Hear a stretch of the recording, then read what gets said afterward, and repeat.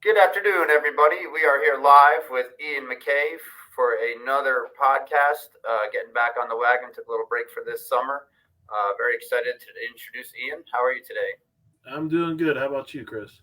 I am fantastic, and I'm going to hijack this just for a brief moment and share a Sure. little story about my friend Ian McKay over here. I was lifting at a gym in Asheville, the dirtiest gym in town, and the owner, we were talking about a few things. He's like, "Yeah, there's this member here that wants to go out on his own and open up a powerlifting gym." And I think he's crazy, and I'm like, "That's my guy."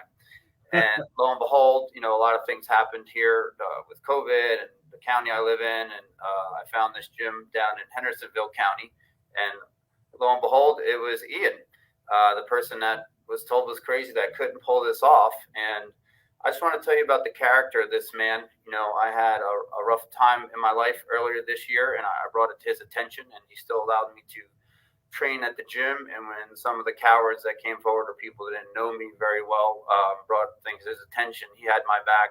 And I can't thank you enough of what that meant to me. Everyone in the gym kind of picked me up silently, even though they didn't know. Just being able to be there and do that one consistent thing in my life that has always been there for me. And I just want to thank you from the bottom of my heart for you, your brother, and your family for having that place for me. And I want people today, if when they're listening to this, to understand that strength is never a weakness. That's And right. now, Ian, Big Show McKay, aka the Big Dog, it's on you. All right. I appreciate it.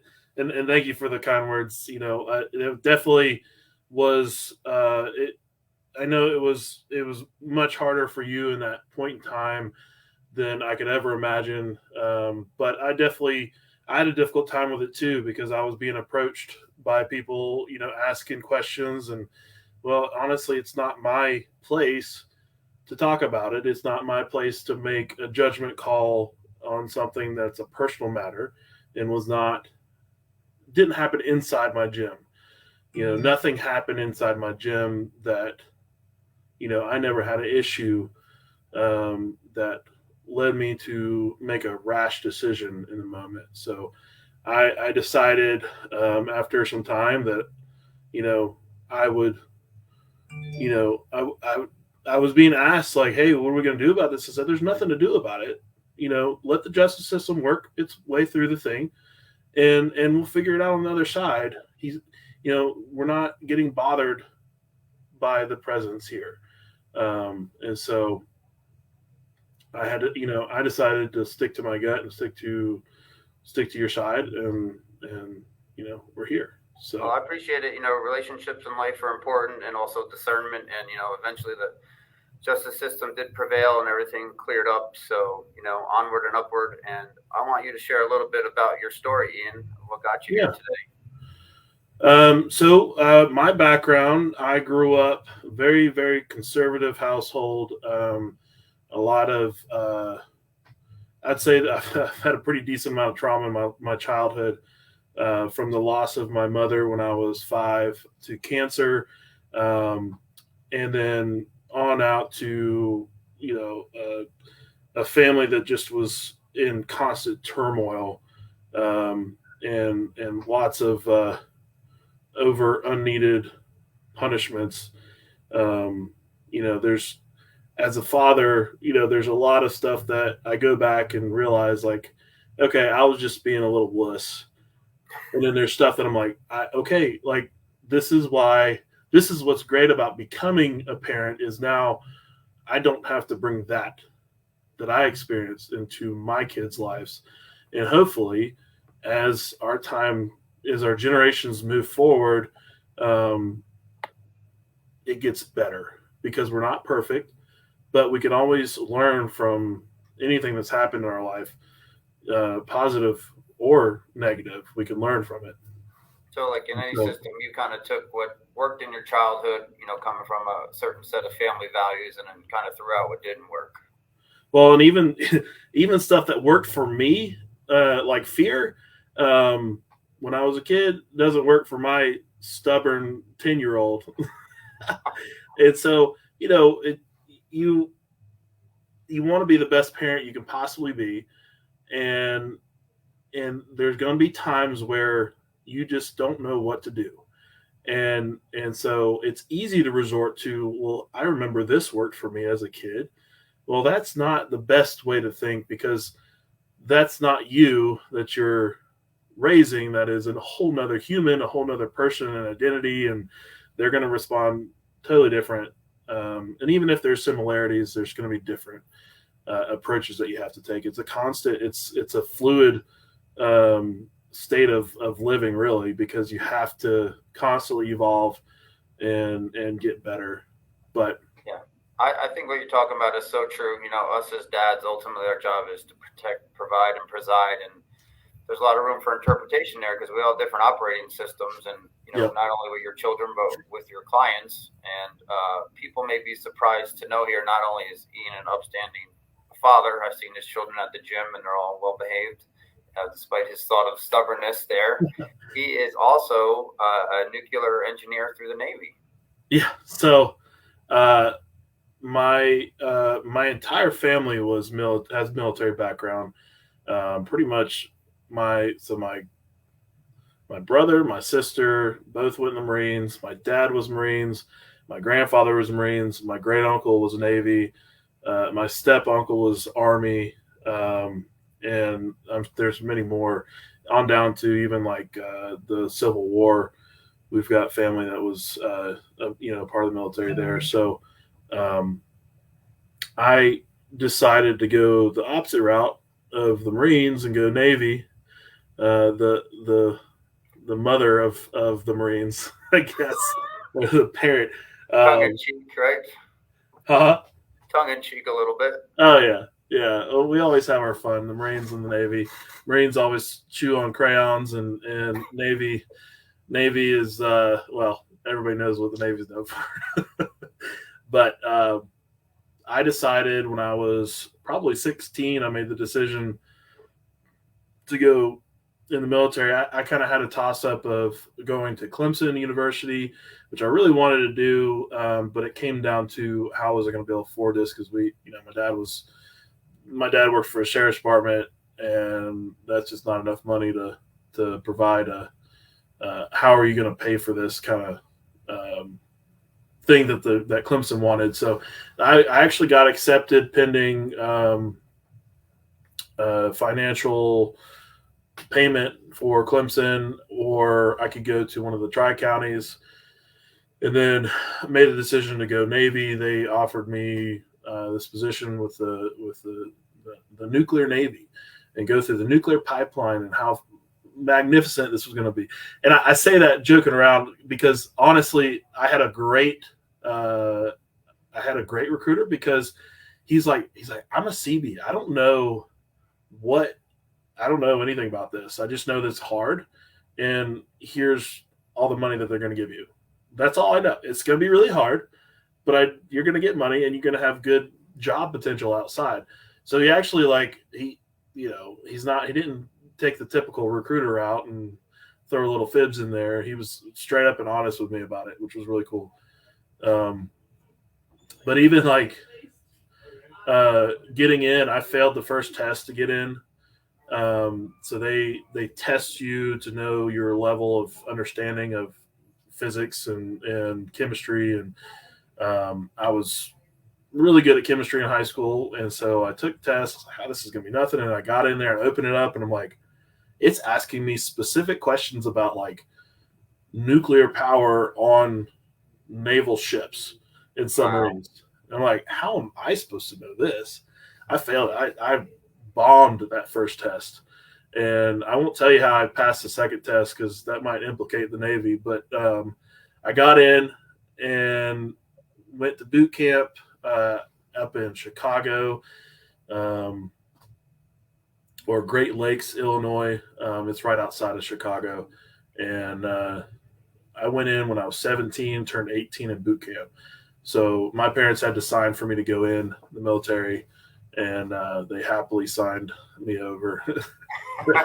Had you ever left the area of Hendersonville, North Carolina? Not really. I mean, going to the beach and Disney World, that was about it growing up. My first plane flight was to boot camp. So I remember I had the little flip phone, camera phone. and I took a picture of out the window of the airplane. It's like, uh, All right, so if people that don't know Ian, he is sitting down right now, but he's a monster of a man. Put the perspective of Ian in a submarine size-wise here. yeah. So I did actually get to train on a submarine. I was never uh, attached to a submarine. I asked to be attached. I got declined. They needed it's the needs of the Navy. They needed me on aircraft carriers, so I went to carrier. But it's still a similar concept. All of there's pipes that are right at 6 foot off the P-way floor. So there was a lot of ducking my head, getting through the scuttles. I had to duck. I'm 6'2", and then there's also I spent a lot of time at the shipyard. So then we had to wear a hard hat, which added another 2 inches to my height. And then you're walking down the P-way and the passageway, the P-way, and your hard hat catches a pipe, and it like stops dead in its tracks, and then you're just like this getting pulled back because you can't stop fast enough. There's not a whole lot of time to just waltz around. You're usually trying to get. We also have the width issue. Ian's the size of about 2 people. Yeah. So I had issues with my rack. I was foot to head inside of my rack. In berthings on the ship, we called them 6-packs, and basically it's just 3 stacked on one side and 3 stacked facing each other, and they're literally about the width of my shoulders, maybe just a tad bit wider apart. And I was in the top rack, and the reason I had the top rack is because I couldn't turn over in the middle or the bottom rack because my shoulders would catch on the rack above me. So I got the top rack, which was cool because I had like a pipe that went across, and I was able to attach my little DVD player up there and just lay down in bed and chill out and watch movies right there. So that was fun. But it's, in the berthing, we had about 110 people in there, and this just packed in there. 2 showers. I think there was like 4 toilets, and I think there was like double the amount of sinks. But yeah, we had to share a lot. And it was always, we were always cleaning, but it was always dirty. So it was definitely interesting. It was a huge shell shock to me too, because I come from little BFE, Hendersonville, Flat Rock area to a ship where there's people from every corner of the United States. And so, yeah, everybody's like, where are you from? Like, Hendersonville. Where is that? It's near Asheville. Okay, where's Asheville? I'm like, you don't know where Asheville is? So yeah, it was definitely a huge eye opener, shell shock for me going in the Navy.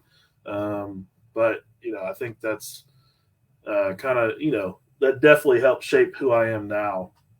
Yeah, how does that help you where you are today with what you do? Well, honestly, it's helped me a lot with my ability to handle situations with every type of person, good or bad situations.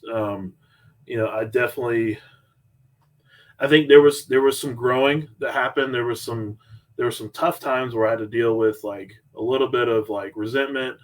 And then honestly, that kind of helped build up, my understanding of society, or understanding of like this mixture, this conglomerate of so many different types of people from everywhere.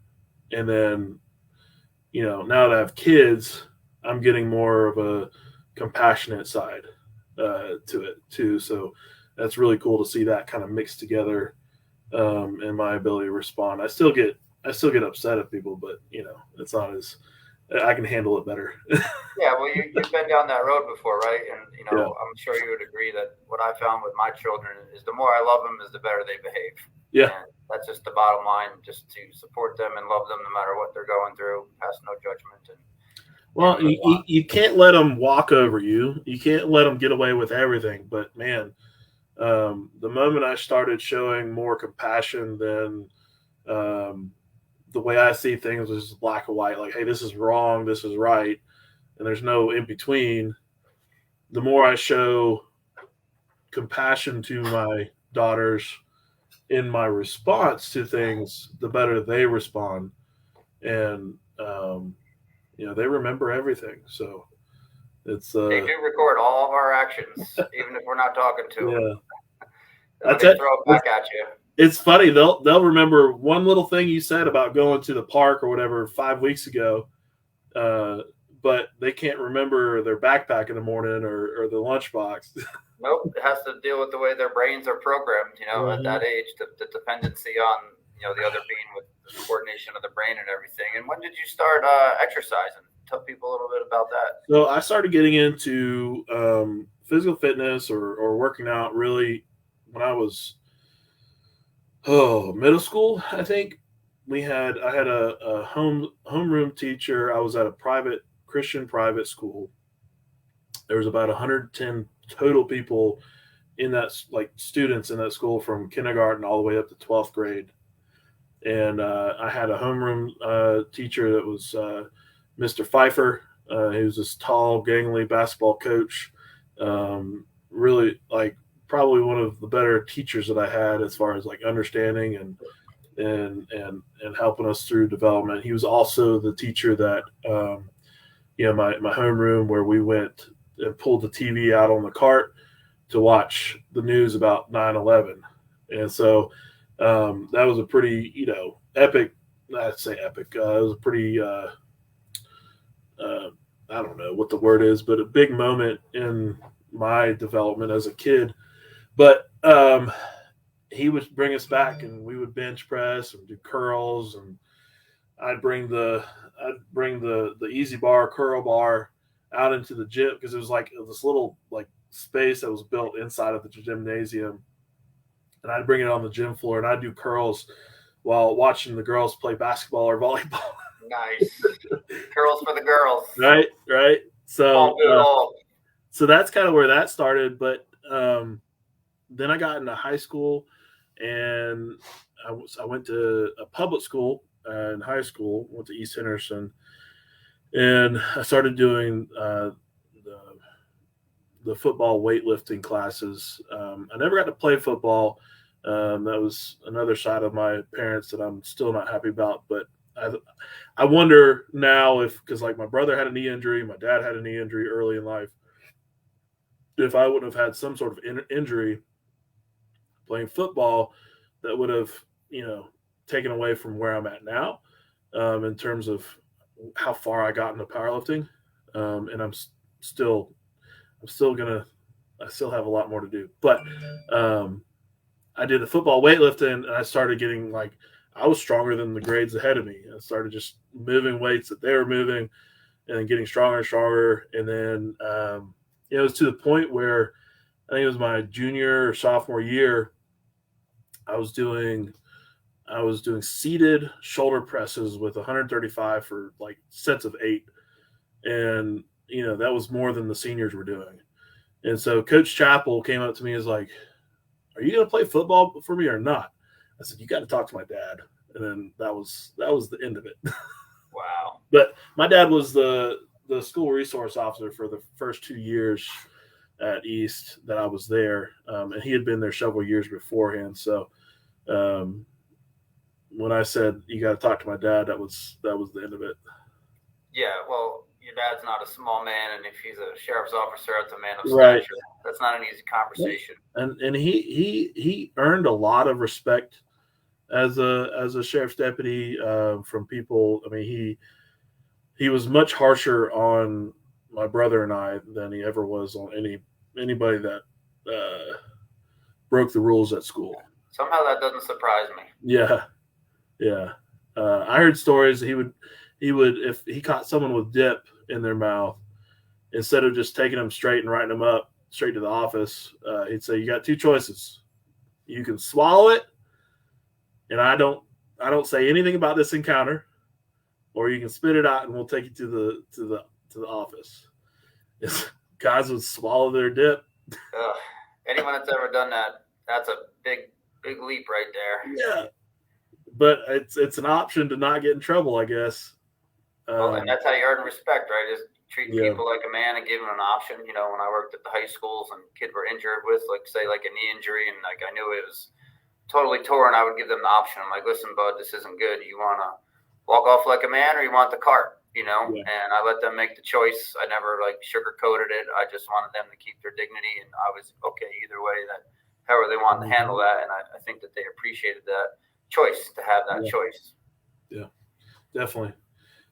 So then I got in the Navy, and that was when I really started to bulk up and get strong. I really took like a bodybuilding approach because that's what my brother was doing. And so then I was just like, well, this is the way to do it. I didn't know anything about powerlifting. So I got out of boot camp, a very skinny, shredded 205 pounds. And, that was probably that's the lowest I've been since ninth grade. And that's still in regular America, 6'2", 205 is a big man. That's a big person, yeah. You know, yeah. And then there's the whole other level of super heavyweight powerlifter at 330. I got my heaviest was 356 pounds, and so I did that when I was really pursuing. I was pursuing absolute strength over health, and I did not have my hormones in check. I didn't have my my sugar in check. There was just a lot of things that I was just avoiding, or you know, it's amazing if you have a goal and you're focused. You got the horse blinders on. It's amazing what you can forget just to reach this goal. And I got to that point, a very unhealthy state, 356 pounds. I was basically pre-diabetic, and I had the testosterone of a slightly elevated female. Yeah. Yeah. So my testosterone levels were just tanked, and I think that was part of it was my body weight, but other reasons I don't know. We were able to fix that. But my powerlifting really got started while I was in the Navy. I was on deployment, and at the time I'd already benched 400. I'd benched 405. I did that when I was like 19 years old at 220, 225 pounds body weight, and which is still pretty respectable nowadays, even with the crazy amount of strong people out there. And so, and I didn't know what I was doing at that point. I had the arms flailing, you know, just raw well, power. no, actually, I didn't know what I was doing, but I still had pretty the form kind of came naturally to me. But yeah, I was benching heavy on deployment, and this guy Ron came up to me, and he was like, "Hey man, you're pretty strong. Do you do powerlifting?" And I said, "I don't know what powerlifting is." He said, "Well, it's bench press, but you got to squat and deadlift too." I was like, "Well, I don't know how to squat or deadlift." So you're just puffing up the upper body. Yeah, well, that's what I knew, and like I would do leg days, but it wasn't like I would squat, but I was so awkward. I'm not. It's hard to say that I wasn't built for squats because of what I've been able to squat, but maybe I'm built for it. I just wasn't. I didn't have the mind to body connection to be able to squat properly, and then it took many years of not knowing and not being taught to finally figure out like how I'm supposed to squat. And so you bring up a great point here. I see, a lot of athletes or parents will bring their kids in here to see if they're fit for duty. And you mentioned the knee injuries before. Sometimes they are traumatic, they're unpreventable, but sometimes people are just not conditioned enough to handle the loads of what is going on. Even a body weight squat, or like if they're playing volleyball or football, like getting into their stance, right? So you can talk to that a little bit more about some of the things you did, because I think people, get intimidated by the heavy lifter, and Mm-hmm. think that they can't do that. But here you are telling them that you started out the same way. Oh yeah, I started. I remember I got buried by 400 pounds on a squat, and this was I'd already started like really. I was probably 22, and just like I was a big guy, 250 ish, 260 pounds, and should not have buried me. But I didn't know how to squat, and so I didn't know how to keep the bar center, in a good path. Work, keep my moment arms short, and really be powerful under the bar and control it. And I think my biggest what got me to the next level with my squat, because I still got up to pretty heavy squat. Like I was squatting 800 with knee wraps on, before I really knew how to squat. I know that's crazy to like 800 is like, what in the world? Knee wraps do help out pretty significantly. Um, my best knee wrap squat is 881 pounds, and my best knee sleeve squat is 782. So there's some significant help there. I will say that the 782, I was a lighter body weight, and the knee sleeves were like basically socks. They weren't. There was a little bit of compression, but not a whole lot. And then the knee wraps were. I had a guy that I had trained with for about a year, and he had wrapped my knees for over a year consistently every time, and these were like the most perfect knee wraps each time in training at the meet, all the way up to my third attempt. We couldn't have done them better. So there was a lot of things that aligned that really helped with that squat. Yeah. But So if people hear this journey, Ian went from this bodybuilder workout type to someone saying, "Hey, you look like you have some potential." Was having some struggle with his lower body, was able to identify that, and he doubled his squat. But along that way, he figured out there's a game within the game. And how much difference in age is your brother? Like 18 months or 2 years? he's 4 years older than me. 4 years older. Okay, Yeah. because like my brother and I are 18 months Okay. apart, and we would always compete in the gym. And Yeah. tongue in cheek, Josh told me that he squatted 600 before Ian did. So I just kind of throw that out there.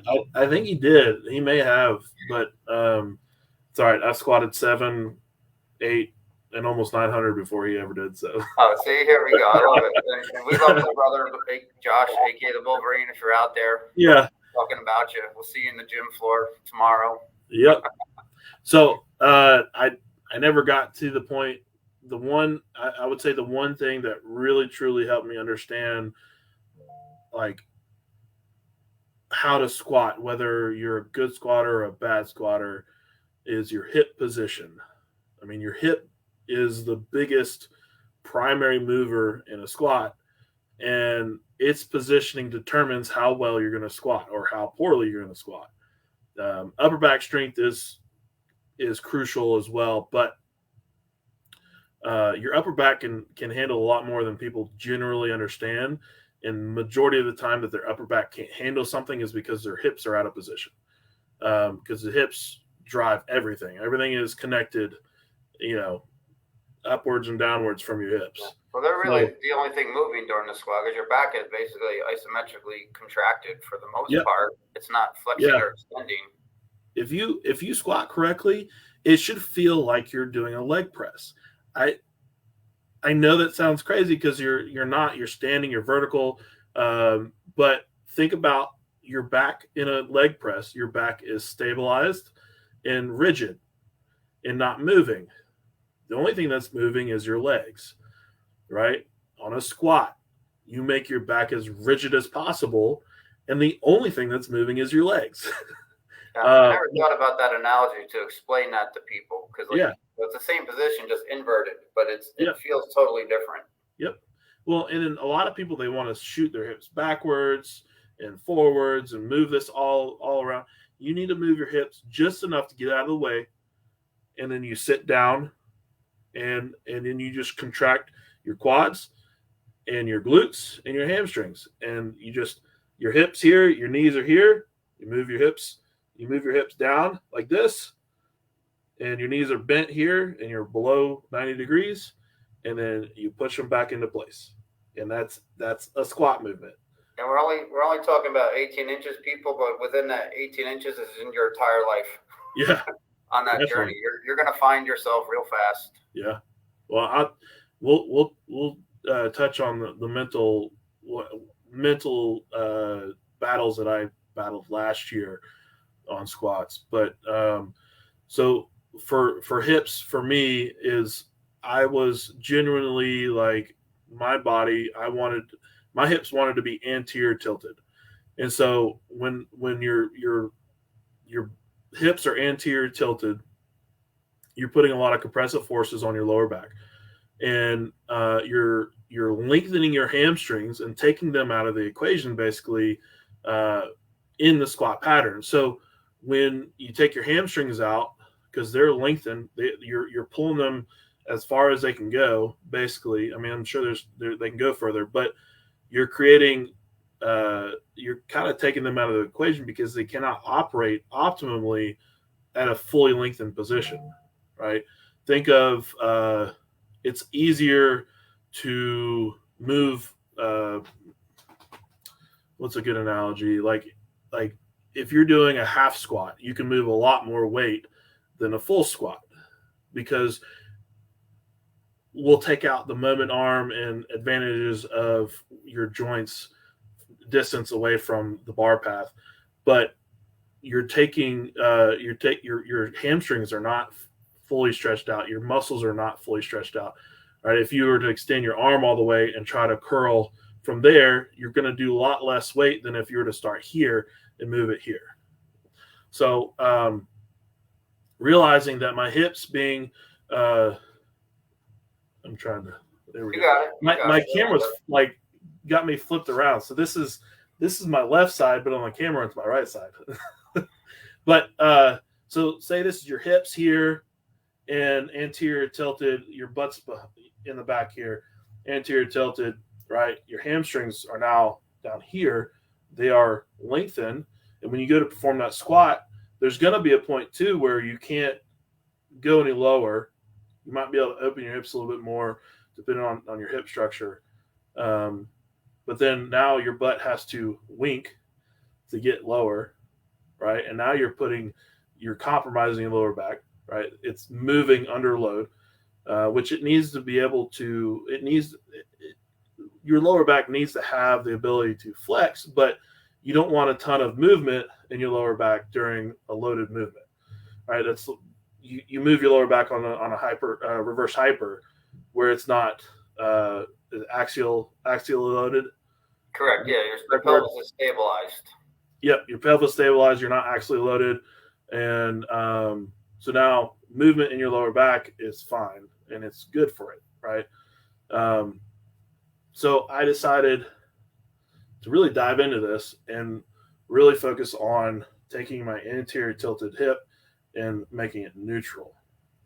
So when I learned how to create a neutral position with my hip, I was able to brace better under the load. So now I'm bracing better with heavier loads, stacking my core over top of my hips, and where it kind of weirds people out going into a neutral position on your hip, it doesn't feel natural in the squat movement because you're going to have a little bit more knee travel forward, which is okay, as long as everything's moving right down there. But your hips are actually going to move so fluidly. It's weird. It blew my mind every time I did it for a year after I figured this out. But your hips are going to move so fluidly that you don't think you're going to be squatting deep enough. And then you look at the video and you're further down, deeper than you've ever squatted before. And you're more powerful too. And you can feel it. So I started really focusing on neutral hips in the squat. My best cue, because you can't really take all of this that we were talking about and talk about pelvis and anterior tilt and all this, trying to cue someone to squat. So I just say, hey, look, to all my lifters, squeeze your butt at the top. So if you squeeze your butt, you flex your glutes as hard as possible, it's going to push them forward into a neutral position. You take in your air down deep using diaphragmatic pull to create pressure and internally, brace into that. You are stacked neutral from your sternum to your hips, and then you maintain that and you just sit into that, and it's an amazing thing. I hope everybody's listening here, because whether you're squatting 800 pounds of your body weight, the principles of Ian was saying of holding your body and bracing are the same. And people that come in here with a disc injury, those are the same exact instructions that they're given. Usually they want to bend forward, like getting out of a chair. Nothing's braced, their spine's moving like a slinky, and that's why they got the injury in the first place. I've tried in my older adult life to squat with a neutral spine, and I've heard some other people say, hey, start a little more interior because you're going to come forward as you brace anyway. But I definitely would agree, because like I'll see chiropractic, the pelvis is the other way when it's misaligned. And then the hip motion is only about 40% of the capacity. So not only do they get like a pain generator from the pelvis, the SI joint, they're getting it from the hip too. And that's why they can only do the half squat in the first place. Yeah. Well, yeah, and that posterior tilt, you know, that opens up your lower back to more chance of injury. It's neutral. Like I heard some Dr. Mike Israel, I think I don't know if that's how you say his last name. Israel, he's on Elite FTS podcast, and he's a writer for them. Yeah, he's a big proponent of squatting with an anterior tilt, which I get it. Where he's coming from, what I've been told, and what I've seen and researched, and you can either say yes or no, but when you are in extension in your lower back, that is actually the safest point to be in for your lower back, as far as like everything is stacked and contracted. And extension. It's pretty much locked, because the closer you bring everything together, it's kind of stuck there. Yeah. So if you put too much force and then it bends, like the butt wink, you create a shear. Yeah. And that's where people get like fractures and spondylolisthesis, and what I mean, it just hits a stressorizer because it's not dispersed throughout all their anatomy. It gets onto like one point like that, like you said earlier. Well, and it's not, your spine being in a neutral position, it's utilizing every facet of your spine and how it's supposed to stabilize itself. You're not concentrating one side or the other. Everything is being utilized. And our spines can handle an insane amount of compressive force. I don't know if this was a number just thrown out of the blue, but a spine can handle 10,000 pounds of load in compressive force. Obviously, it's like a suspension bridge. So you've got this rigid structure with all these pulleys on the side, and together, when it works together, not segmentally but together, it can do a lot for you. And obviously, I don't think some people realize when you lift weights, you're actually fracturing your spine each time you lift, which is not a bad thing. It's good because it's building some more rigidity into the system. And for people listening right now, we're just talking about strength and being in a certain position. It doesn't exclude the need for mobility work. Ian can speak to that. He's a big proponent of it. I see him doing all the time. So I know I can do more too. I can do more too. I think there's very few people do too much mobility. So that's a really like poor excuse. I don't want to do too much mobility and be too mobile. It's like there's a small percentage of people that work out, and there's an even smaller percentage of people that know about mobility and working out, and then there's an even tinier percentage that actually do enough mobility, and then strip that away to several zeros beyond the decimal point of people that do too much mobility.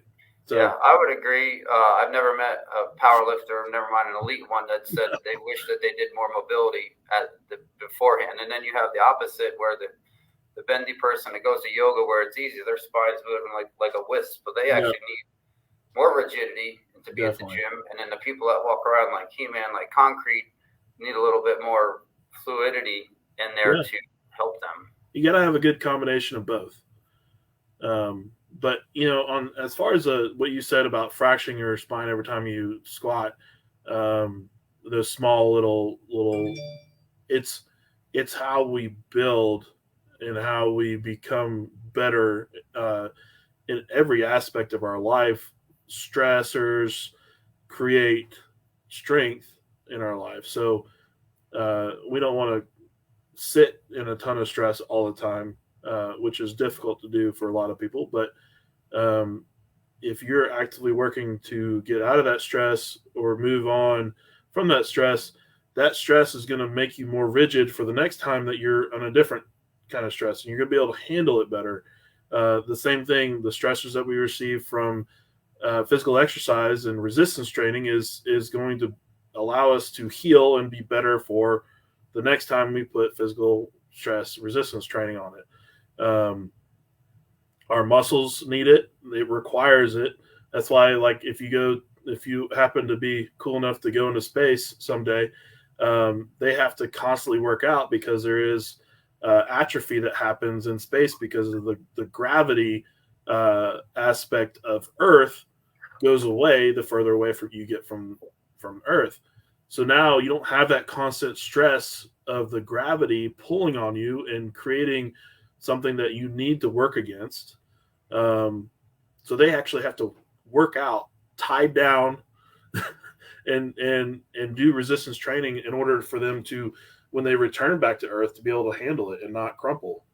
Yeah. It's pretty So wild. this is the benefits of exercise, people, is stress management, because you're putting yourself in a stressful environment. You're Yeah. learning how to improvise, adapt, and overcome with that so that you can operate from a higher level. And what blows my mind is how there's not a line down at every gym all day long, Yeah. but we People know don't this people for don't a know. fact.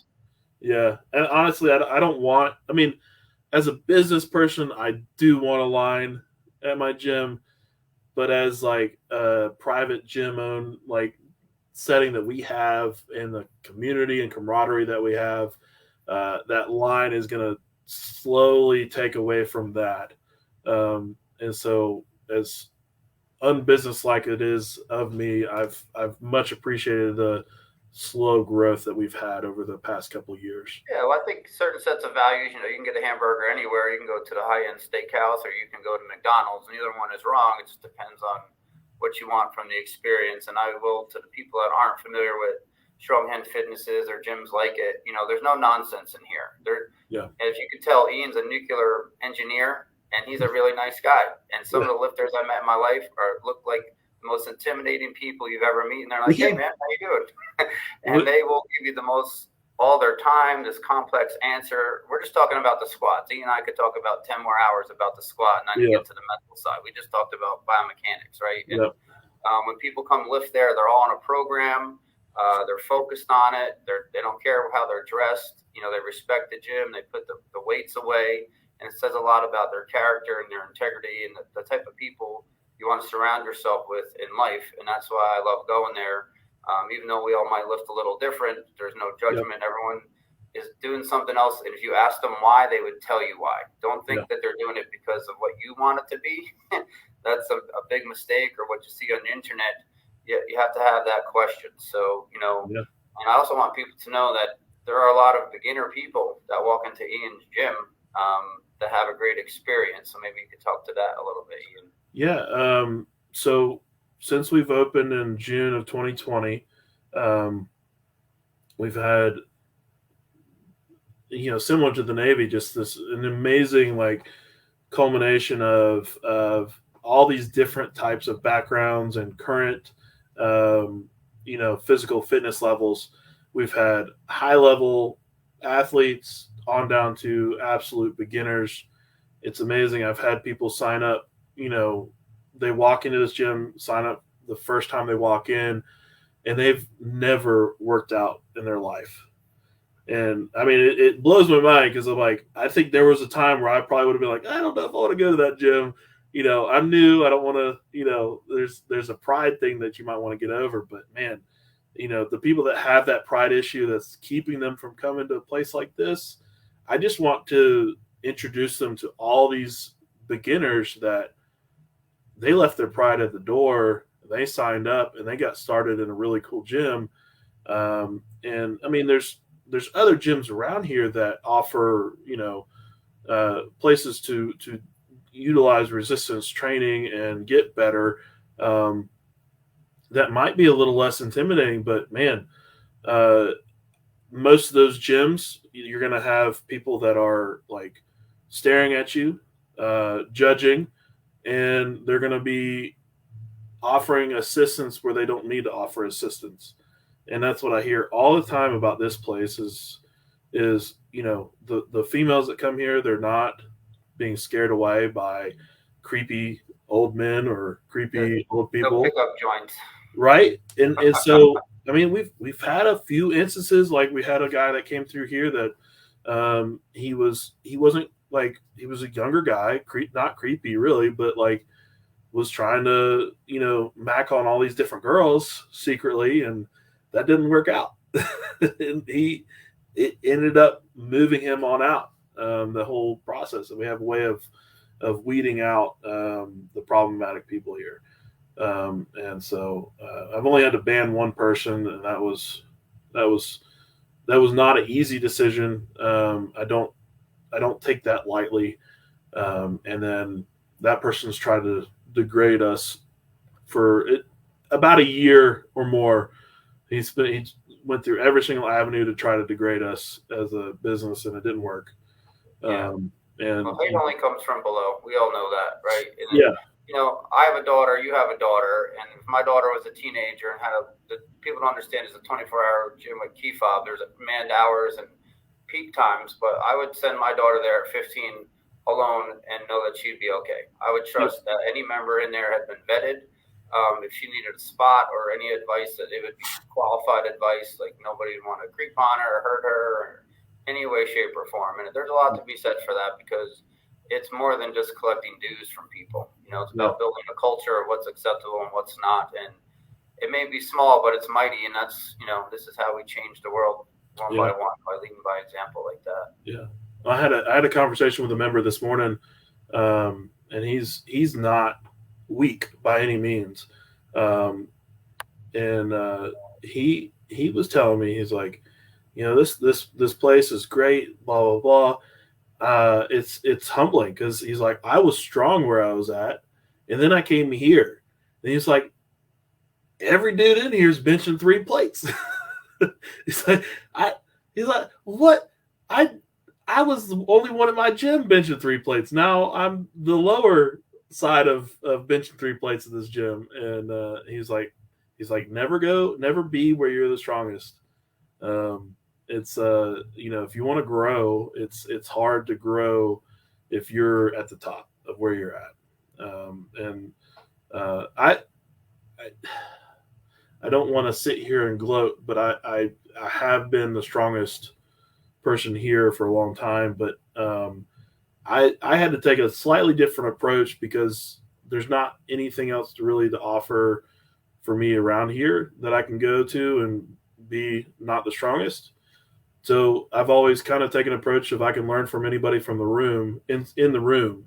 And so it's really helped me open up, as I was pretty locked up and resolute about, like, hey, you can only coach me if you're stronger than me. And so that mentality got me far. But I think in order for me to really transform into my best potential, it's the only way is to be able to learn from anybody. And that's either learning in a positive way, like this is going to better me off of the information they gave me, or that information is crap and I know which way not to go. And that's how I learn, okay, this information is not good.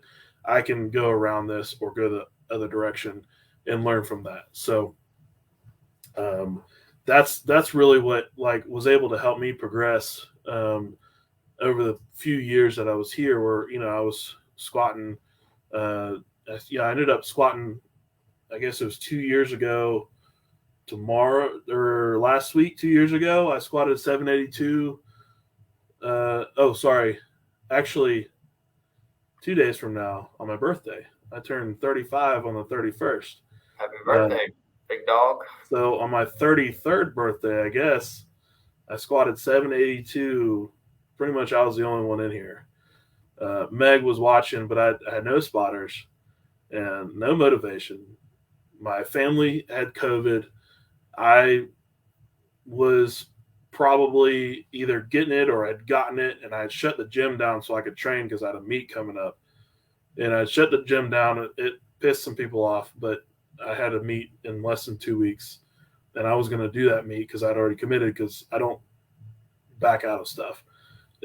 And so I shut the gym down for like a 2 hour period during the week. And it was only ended up being like 2 days because then I actually tested positive the next day after my birthday and went on the 10-day I don't even remember what it's called now. Quarantine, sorry. 10-day quarantine. And so I squatted that, and that was my best squat at the time, and I matched it with zero hype, zero, like I had the music on, but it was just me in the bar. Yeah. And that was pretty powerful. But there's no way I could have done that if I was relying on other people. Yeah.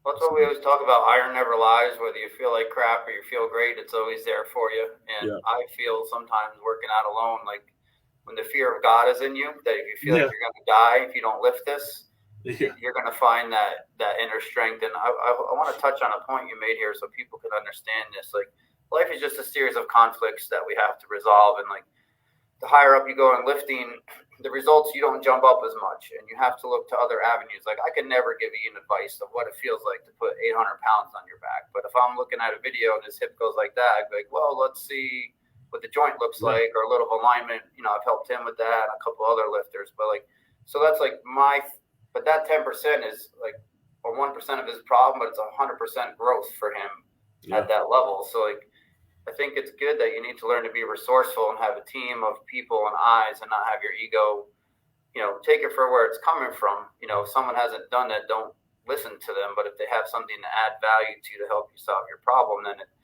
they're coming from a good place and they mean well. We're going to wrap this up in about 10 minutes, but I just want to tell people, when you invest into your health, new opportunities come. And Ian and his brother have recently launched a new company after all the trials and tribulations of Stronghand. They decided to jump down in there again, like if that wasn't enough the first time around. And maybe you can hold that for us. I'm feeling it this week. Yeah. So last year, April last year, we decided to start making T-shirts for ourselves for the gym, and my brother has been heavily involved with the gym, but I am the sole owner of the gym. But he was a part of me getting into strength in the first place. And so he's been a huge supporter of me in the gym. And, but that being said, everything falls on my shoulders for the gym. However, with the T-shirt company, we decided to be co-owners. And so last April, we started moving that direction. And then sometime in May, I believe, is when we actually applied for LLC and got a bank account. And we've been making shirts ever since. We decided, the room that we were operating out of in the gym is about 250 square feet. And because the company was new, I wasn't really requiring rent for the gym, and it just felt weird to require rent from my T-shirt company to myself. I know that would have been a good business strategy to do, but either way, I knew that if I were to open this room up to something else, that could potentially be another revenue stream for the gym. And so we started looking into screen printing. We had been doing a different process, which was we still offer that process. It's just not as efficient and it's less cost effective than screen printing for us. So we decided to get into screen printing. We went to a school. It was about a 3-day school, and we found a 2,000 square foot space that we rent out currently on Canoga Road near Dry Falls Brewery. And yesterday alone, we put out 200, we made 245 shirts. Right on. Awesome. And then 100, we made 110 shirts on Sunday. Those were both long days for us. We're still getting the process down. But we're, I guess we're right at 500 shirts made through the screen printing process, and probably I won't be like super confident until we've gone through at least 1,000 shirts, and all the different various types of ways you can screen print. That's the engineer in Ian here. That's what I love about him. Yeah, it's all about processes and systems. Yeah, well, you have to. I mean, it's I am a whole bunch of oxymorons wrapped up in one. I have ADHD, and I am also a little bit of OCD, and also I do have some laziness. I know that's a pride point that I'm admitting and getting beyond. But I make myself never have time to be lazy, so I don't get to really be lazy. Just when I do have the time to be lazy, I take full advantage of it. But you earn the right to be lazy. I've been talking to people a lot about this being helps when you say you're busy or lazy. But if you're listening to what Ian has to say, he's not talking about what he's doing in his leisure time or anything else. Like, he's adding tasks to get to where he wants to go for not only himself but his family, and then he can earn the right to be lazy after. I literally, like, one of my goals is to get to the point where I don't really have to work anymore. I would be very happy just being able to travel with my wife without the kids, and but you still love them. So part of that is my oldest I ended up adopting. She's not mine biologically, but she is my daughter. So I've never really had life with my wife without kids. So I do look forward to 20 years later when we get to spend a lot of time together without kids around. I do look forward to that, and I want to be able to do that without a worry of expense or a worry of time, and just be able to go overseas on a whim if I want to. That's a life goal for me. So whatever it takes financially to do that, that's yeah. Well, I love that you're clear-headed, and obviously exercise sets the tone for that platform for all of that to occur, and like your self-worth goes up, and you're like, hey, you get clear about your objectives of what you want to accomplish, and I hope we can impress that upon people, that when you do invest into yourself, these are the things that change in your mindset as your self-worth goes up. Ian, we could go on forever. Yeah. We're definitely going to have you back. I definitely have to get you and your brother on at the same time and have some fun with you guys together. We did touch on the squat. There's so many other things for people that would add value to them out there. How can people find you, Ian? I'd love to talk about last year's mental struggles with the squat. So okay, we're going to schedule that because we did precede that, and I think a lot of people would appreciate hearing about that. Sounds good, Chris. Thanks for having me on. Okay, and again, how can people find you? Many different ways. Through my personal social media, Big Show Strong 2K, through my gym business, Strong Hand Fitness, and my t-shirt business is Two Bros T-shirts. We're working on a name change, Two Bros Custom Apparel and Graphic Design, but that's it. Our website, stronghandfitness.com, twobrostshirts.biz, and then all of those have phone numbers associated with them and email addresses associated with them. But social media, reach out, people. You won't be disappointed. Big Dog, thanks for coming on, and we'll catch you next time. Thank you, sir.